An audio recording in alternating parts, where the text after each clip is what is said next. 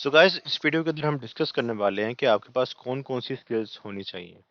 यानी कि एक वेब मास्टर्स की या फिर एम्प्लॉयर्स की, बिजनेस ओनर्स की, और इनफैक्ट आपके क्लाइंट्स की आपसे क्या एक्सपेक्टेशंस हैं।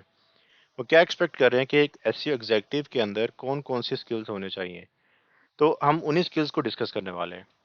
तो ये कुछ स्किल्स हैं, ये मैंने चैट जीपीटी की मदद से चीज़ें सारी स्किल्स निकाली हैं। तो हम इसको डिस्कस कर लेते हैं आगे फर्दर। तो पहली चीज़ है कि टेक्निकल एसईओ एक्सपर्टीज होनी चाहिए। टेक्निकल एसईओ एक्सपर्टीज से क्या मुराद है? इसका मतलब ये है कि आपको जब बात करनी पड़ेगी एक वेब डेवलपर से, क्योंकि आपने वेब डेवलपर को बताना है कि आपको वेबसाइट के अंदर क्या क्या चाहिए। आपको आईपी एड्रेस क्या चाहिए, आपको साइट की स्पीड कैसी चाहिए, आपको स्ट्रक्चर डाटा कैसा चाहिए, आपको क्रॉलिंग का पता रहना चाहिए, आपको पता रहना चाहिए स्कीमा मार्कअप कैसे बनता है, स्ट्रक्चर डाटा क्या होता है। उसके बाद आपको वेबसाइट का स्ट्रक्चर, आर्किटेक्चर, इन तमाम चीज़ों का नॉलेज होना चाहिए। एक फेज आ रहा है, इस कोर्स के अलावा एक फर्दर कोर्स निकलेगा, यानी कि एक पूरा लर्निंग पाथ निकल रहा है टेक्निकल एसईओ का, जिसके अंदर मैं इस चीज़ को डिटेल में डिस्कस करने वाला हूँ। तो मे बी हम इन फ्यूचर इसको ज़रूर डिस्कस करेंगे। ओके, अब इसके अंदर बहुत सारी चीज़ें ऐसे निकलेंगी कि जैसे मैं इस कोर्स के अंदर बार बार ये चीज़ बोल रहा हूँ कि आपको इन फ्यूचर डिस्कस करेंगे, क्योंकि बहुत सारी चीज़ें इंटर रिलेटेड हैं, इंटरलिंक्ड हैं। तो अब इस पॉइंट पे इन तमाम चीज़ों को डिस्कस करना वो इसलिए ज़रूरी नहीं है कि आपको समझ नहीं आएगी। तो बेहतर ये है कि हम राइट मोमेंट और राइट टाइम के ऊपर इसको डिस्कस। ओके, तो टेक्निकल एसईओ एक चीज़ हो गई। उसके बाद आपको आना चाहिए कीवर्ड रिसर्च, यानी कि आपको किन कीवर्ड्स के ऊपर कंटेंट लिखवाना है, आपको इस चीज़ का आइडिया होना चाहिए। आप हर किस्म के कीवर्ड्स को टारगेट नहीं कर सकते। आप स्पेसिफिक कीवर्ड को टारगेट करोगे और सिर्फ उन्हीं कीवर्ड्स को टारगेट करोगे कि जिनके ऊपर आपको वाकई में ट्रैफिक आने वाली है। आप कंपटीशन को जहन में रखोगे, आप वॉल्यूम को जहन में रखोगे, ठीक है, और आप अपनी कैपेबिलिटी को भी जहन में रखोगे। तो ये तमाम चीज़ों को देखना पड़ता है कीवर्ड रिसर्च करते हुए और कीवर्ड्स को चूज करते हुए। आपको ऑन पेज ऑप्टिमाइजेशन का पता रहना चाहिए। ऑन पेज यानी सर्विस पेजेस हैं या एक वेबसाइट है, उसके ऊपर कौन कौन से पेज होंगे और उन पेजेस के ऊपर किन किन फैक्टर्स के ऊपर ऑप्टिमाइजेशन रिक्वायर्ड है। आपको इन तमाम चीज़ों का पता रहना चाहिए। अब जैसे मैं एक एग्जांपल ले लेता हूँ। एक, ठीक है, हमारा कीवर्ड था बेस्ट डॉग फूड्स। अब इस कीवर्ड की ऑप्टिमाइजेशन ऑन पेज कैसे हुई कि इसने टाइटल ठीक से चूज किया, इसने पेज टाइटल ठीक से चूज किया। देख रहे हो, ये पेज टाइटल है। इसने कंटेंट कैसा लिखा हुआ है, कहाँ कहाँ पे कीवर्ड इस्तेमाल होंगे, कितनी दफ़ा कीवर्ड इस्तेमाल होंगे, कीवर्ड की डेंसिटी क्या होगी, किन किन प्रोडक्ट को हम चूज करेंगे अपने इस पेज के लिए। तो ये तमाम चीज़ें ऑन पेज ऑप्टिमाइजेशन का हिस्सा बनती हैं। तो आपको इन तमाम चीज़ों का आइडिया रहना चाहिए कि आपको ऑन पेज के अंदर किन किन चीज़ों को यूज़ करना है और किन किन चीज़ों को इंटरलिंक करना है। आपको आइडिया होना चाहिए कि कंटेंट कैसे जनरेट होगा, क्योंकि आप कंटेंट क्रिएशन टीम को के साथ कोलैबोरेट करने वाले हो। तो आपको पता रहना चाहिए कि एसईओ फ्रेंडली कंटेंट होता क्या है और एसईओ राइटिंग कैसे होती है, और वेबसाइट के जो गोल्स हैं उसके साथ आपका कंटेंट कैसे अलाइन करेगा। तो इन चीज़ों का आपको पता रहना चाहिए। लिंक बिल्डिंग, यानी कि आप जो दूसरी वेबसाइट से अपनी वेबसाइट की तरफ लिंक्स बनाने वाले हो, आपको लिंक बिल्डिंग आनी चाहिए, जिसके अंदर आपको ईमेल आउटरीच का पता रहना चाहिए, कॉम्पिटिटिव एनालिसिस का पता रहना चाहिए, और उसके बाद आपको ऐसी वेबसाइट्स एक्सप्लोर करनी है कि जो गेस्ट पोस्ट वगैरह ऑफर करती हैं। तो आपको लिंक बिल्डिंग का आइडिया होना चाहिए।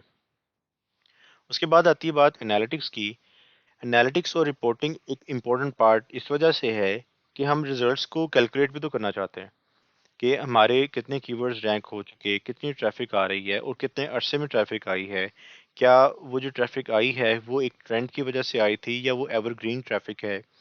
और हमें अपने क्लाइंट्स को, अपने जो एम्प्लॉयर्स होंगे उनको रिपोर्ट भी करना है। तो तमाम की परफॉर्मेंस इंडिकेटर्स, केपीआईज को इनकॉर्पोरेट करते हुए हम रिपोर्ट बनाएंगे। तो एनालिटिक्स के लिए हम जीए यानी गूगल एनालिटिक्स को और गूगल सर्च कंसोल को यूज़ करने वाले हैं। तो एनालिटिक्स का भी हमें आइडिया होना चाहिए। सातवां पॉइंट है स्टे अपडेटेड। देखो, जो एसईओ के अंदर जो टर्म्स हैं और एसईओ के अंदर जो एल्गोरिदम्स हैं वो चेंज होते रहते हैं। गूगल हर रोज़ कोई ना कोई चेंज कर रहा होता है अपने एल्गोरिदम के अंदर। एल्गोरिदम से मुराद ये है कि गूगल किस तरह से ऑपरेट कर रहा है, इट्ससेल्फ कैसे ऑपरेट कर रहा है, और वो किन कीवर्ड्स को हाई रैंक करेगा, किन कीवर्ड्स को लोअर रैंक करेगा, किन वेब पेजेस को ऊपर दिखाएगा, किन को नीचे। तो ये सब चीज़ें गूगल अपने एक एल्गोरिदम की वजह से डिसाइड कर रहा होता है। और ये जो एल्गोरिदम है, ये गूगल का एल्गोरिदम चेंज होता रहता है। आज में भी एल्गोरिदम के अंदर कुछ पॉइंट्स की ज़्यादा वैल्यू होगी और कुछ पॉइंट्स की इन फ्यूचर वैल्यू कम भी हो सकती है। तो ये तमाम चीज़ें जो है वो हमें उनके साथ अपडेटेड रहना है।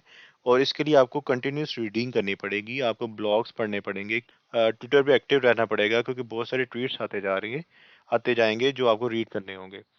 आपको एक्सपर्ट्स को फॉलो करना है। बहुत सारे गुरुज हैं जिसको मैं आपको आगे चल के दिखाऊंगा भी कि किनको फॉलो करना है। तो आप अगर उनके साथ कनेक्टेड रहते हो, उनके फॉलोअर बने रहते हो, तो आप अपडेटेड रहोगे इन तमाम चीज़ों के साथ। तो अपडेटेड रहना एक इम्पोर्टेंट पार्ट है।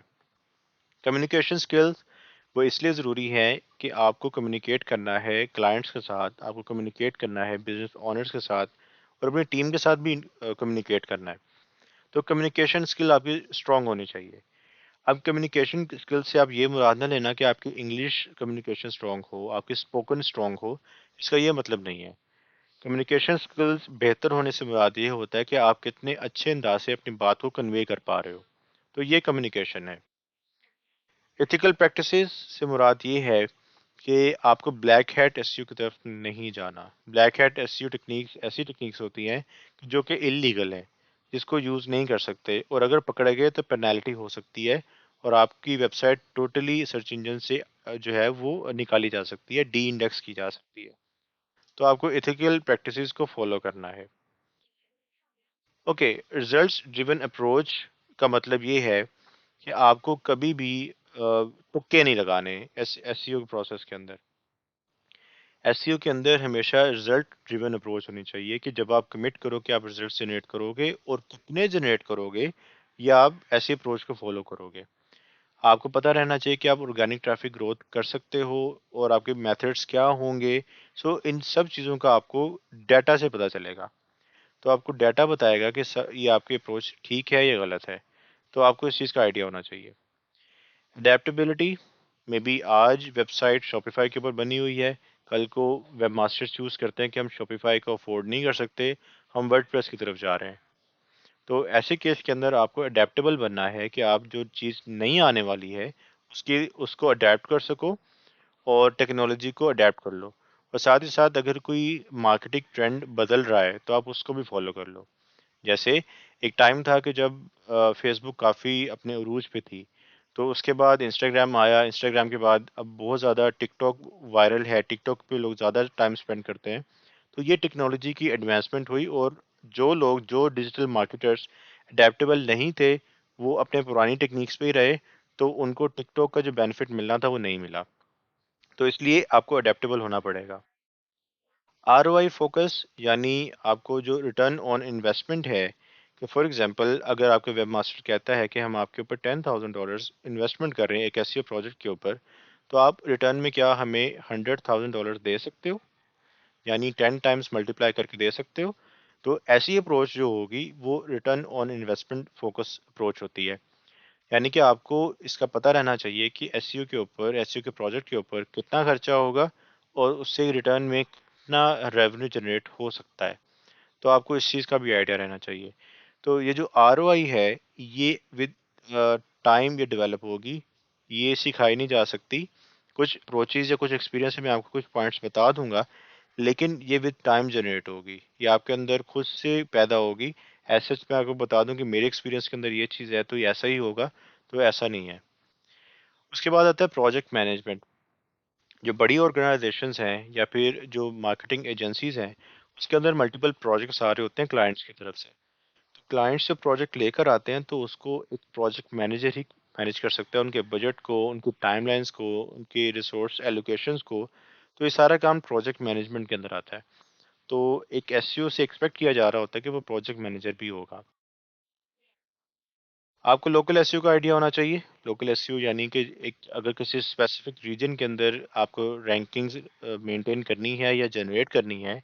मान लो कि आपको फैसलाबाद के रीजन के अंदर रैंकिंग्स जनरेट करनी है, तो आपको लोकल एसईओ का भी आइडिया होना चाहिए। तो लोकल एसईओ के लिए हम साइटेशंस कर रहे होते हैं, मेजरली ये काम हो रहा होता है, और हम नैप, नेम एड्रेस और फ़ोन नंबर को एक डायरेक्टरी के अंदर डाल रहे होते हैं। तो नैप का मेथड फॉलो किया जा रहा होता है। लास्ट पॉइंट है मोबाइल ऑप्टिमाइजेशन का। अब देखो कि मोस्टली यूजर्स फ़ोन के ऊपर सर्च कर रहे होते हैं, यानी हर किसी के पास फ़ोन होता है। तो जब भी किसी को कोई प्रॉब्लम आती है तो वो फ़ोन के ज़रिए से अपने क्यूरीज को फाइंड कर रहा होता है। तो जितना इम्पोर्टेंट डेस्कटॉप के लिए रैंक करना है, उतना ही इम्पोर्टेंट मोबाइल के लिए भी रैंक करना है। तो आपकी वेबसाइट का मोबाइल रिस्पॉन्सिव होना ज़रूरी, और आपको मोबाइल ऑप्टिमाइजेशन का भी आइडिया होना चाहिए। इसके अंदर मुख्तलिफ पॉइंट्स हैं जो हम आगे चल के डिस्कस करने वाले हैं। तो ऑल इन ऑल ये बात है कि आपको जो स्किल्स हैं वो हार्ड स्किल्स के अलावा, यानी कि एसईओ स्किल्स के अलावा, आपको बहुत सारी इंटरपर्सनल स्किल्स भी डेवलप करनी पड़ेंगी, जिसके अंदर ये प्रोजेक्ट मैनेजमेंट आ रहा है, कम्युनिकेशन स्किल्स आ रही हैं, एथिकल प्रैक्टिसेस आ रही हैं। तो मुख्तलिफ चीज़ें हैं इसके अंदर जो आपको सीखनी पड़ेंगी। तो टेक्निकल स्किल्स मैं आपको कवर करवा दूंगा, और ये जो प्रोजेक्ट मैनेजमेंट है और आरओआई फोकस अप्रोच है, ये सब चीज़ों से मैं आपको गो थ्रू करवा दूंगा। लेकिन जो आपकी कम्युनिकेशन है, ये आपको खुद एफर्ट करनी पड़ेगी और इसको थोड़ा बहुत खुद से भी सीखना पड़ेगा। मैं आपको बेस्ट प्रैक्टिसेस बता दूंगा कि आप कैसे कम्युनिकेट कर सकते हो, मे बी आपको मैं कुछ टेम्पलेट्स भी प्रोवाइड कर दूं। लेकिन ये है कि आपको खुद से भी कम्युनिकेशन स्किल्स का आइडिया होना चाहिए और खुद से ही इसको डेवलप करना है। सो थैंक यू गाइस, हम नेक्स्ट लेक्चर में मिलते हैं।